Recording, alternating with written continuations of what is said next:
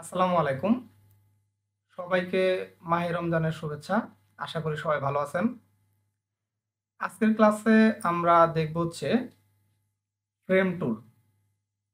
তো ফ্রেম টুল কিভাবে কাজ করে সেটা মূলত আজকের ক্লাসে আমরা হচ্ছে সেটার বিষয়ে বিস্তারিত আলোচনা করব। তো মূলত এটাই হচ্ছে আমাদের ফ্রেম টুল। তো এখানে ক্লিক দিলে উপরে গেলে দেখব একটা রেক্টেঙ্গেল আছে, আরেকটা হচ্ছে ইলিপ্টিক্যাল আছে। ওকে, এই যেটা হচ্ছে ইলিপ্টিক্যাল।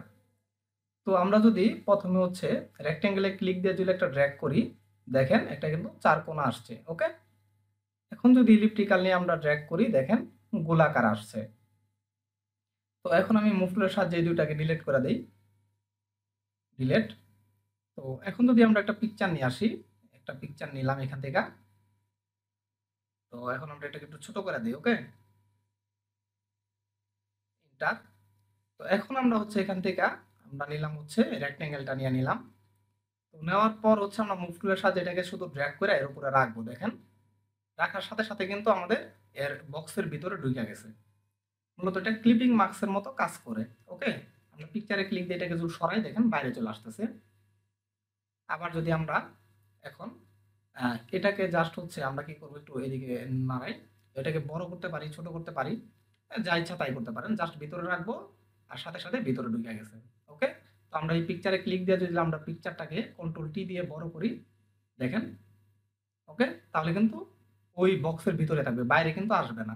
ওকে, ক্লিপিং মার্কসের যে কাজটা মূলত এটাই করে, এই কাজটা।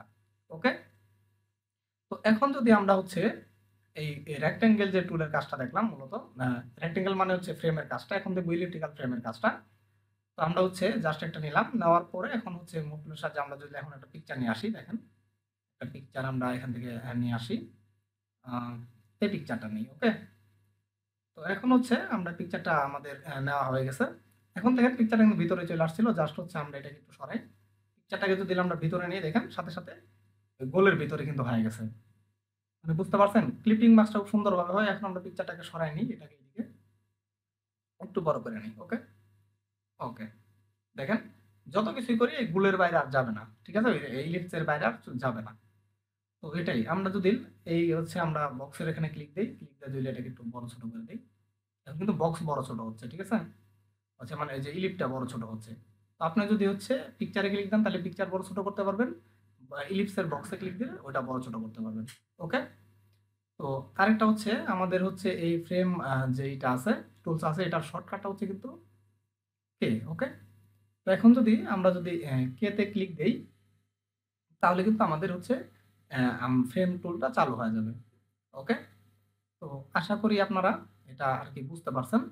ওকে, এই যে ফ্রেম যেটা হচ্ছে রেক্টেঙ্গেল আর ইলিপস, এই দুটার কাজটা।